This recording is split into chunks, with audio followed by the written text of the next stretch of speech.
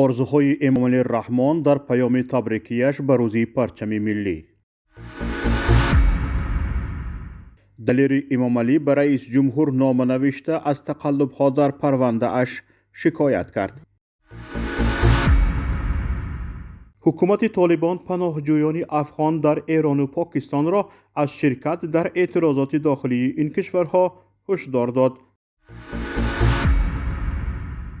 وکیلان پارلمان اروپا روسیه را کشوری سرمایه گذاری تروریسم اعتراف کردند.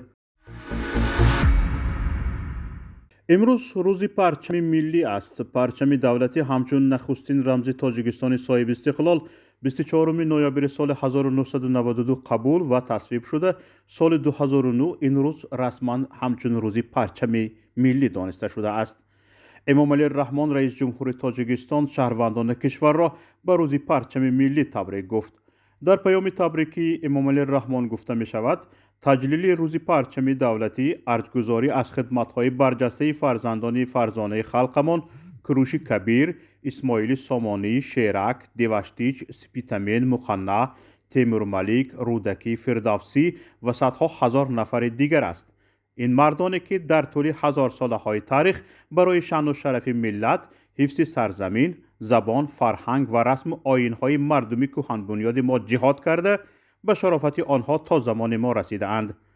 رئیس جمهور در پیام تبریکیش به هر یک عائله به کل ساکنان کشور خوشبختی و برای کار، امنیت، صلح و ثبات و رشد استوار آرزو نمود. گفتنی است در تاجیکستان در سطح آرزو باقی ماندن جای کار داشتن، خوشبختی و امنیت مردم و رشد استوار تا کی دوام میکند معمایی است که دیده می شود حتی رئیس جمهوری فعلی نمیداند. روز پرچم ملی مبارک هموطنان، بگذار آرزوها هرچه زودتر جامعه عمل پوشند.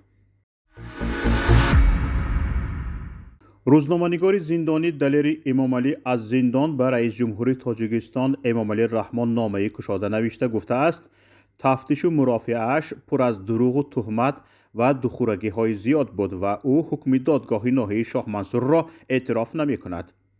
او در نامه گفته است هیچ وقت عضو گروه 24 نبود و صحبتش با یک نماینده این سازمان ناآگاهانه صورت گرفت.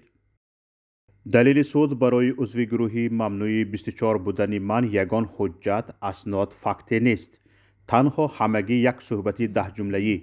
من هیچگاه جانبدار این و چنین گروه‌های سیاسی نیستم. خدمات علاقه تاجیکستان درآمدی مرا از برنامه‌هایم در یوتیوب 900,000 سامانی حساب کرده است. این رقم بیشتر از $8600 تقریباً 90,000 سامانی نیست. اگر این 900,000 سامانی را از یوتیوب کار کرده باشم توسط کدام بانک دسترس کردم یا از دست کی گرفتم و کجا صرف کردم؟ خانه، ماشین، ثروت چیزی ندارم. متن حکم سودی پر از پرونده تفتیشات نسخه شده است. چرا جریان سودی ما در حضور وسایط اخبار عامه نگذشت؟ چرا قریب 3 ماه نگذاشتن نزدیکان را ببینیم؟ چرا دلیل‌های پیش آورده ما به اینابت گرفته نشد؟ مگر من و دیگر همکسبانم از عضو داعش پرویز سیدرحمانوف خفناکتریم که محاکمه او در تالار سود گذشت و از ما در داخل توقیفگاه؟ خواهش خطای سیاسی سالهای 30 عصر 20 را تکرار نکنیم.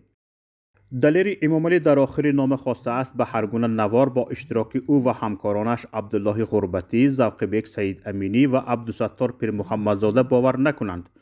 زیرا به گفته دلیر ویدیو غیر قانونی زیر فشار روانی دشنام‌ها از مادر و زن ثبت شده است. در آخر نامه از رئیس جمهوری تاجیکستان دلیر امامعلی خواسته است به قضیه او و همکسبان دیگرش بی‌توجه نباشد.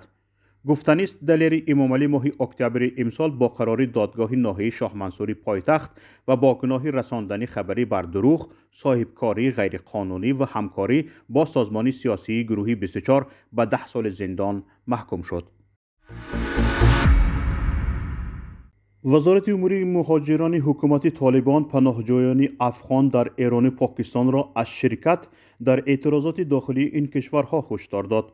معاون وزیر امور مهاجران افغانستان عبدالرحمان راهشدی در یک پیام ویدیویی گفت که برخی اعتراضات در ایران و پاکستان موضوعات داخلی این کشورهاست و پناهجویان افغان نباید با معترضان همکاری کنند. طور خبرگزاری پارس تودی نوشته است راشدی در خطاب به مهاجران افغان گفته است در هجرت باید به شکل خوب زندگی کنید. این حوادث موضوعات داخلی این کشور هاست، روابط و زندگی خود را خراب نکنید. پیش از این گزارش‌های مبنی بر شرکت برخی مهاجران افغان در تظاهرات ضد حکومتی در چند شهر پاکستان منتشر شده بود. همچنین سخنگوی قوه قضاییه ایران اخیراً از بازداشت 40 شهروند خارجی در تظاهرات‌های اخیر ایران خبر داده بود. وکیلان پارلمان اروپا دیروز 23 نوامبر با قبول یک قطعنامه روسیه را کشوری سرمایه‌گذاری تروریسم اعتراف کردند. وکیلان اروپایی گفتند برای به دادگاه بین المللی کشیدن پرزیدنت روسیه ولادیمیر پوتین و حکومت او زمینه ها را آماده می کنند.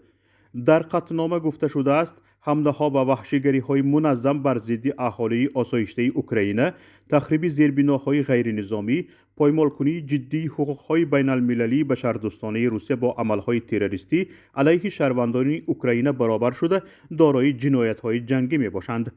همچنین گفته شده که روسیه در دوره جنگ از شیوه‌های تروریستی استفاده می‌کند. وکیلان از کشورهای اتحادیه اروپا دعوت کردند که پشتیبانی از تأسیس دادگاه ویژه برای تجاوز روسیه علیه اوکراین را تشکیل کنند. قبل از آوازدهی گفته شد که این سند در مورد تعقیب پرزیدنت روسیه ولادیمیر پوتین و حکومت او باید یک قدم نوبتی باشد. اما این قطعنامه تنها اهمیت رمزی دارد.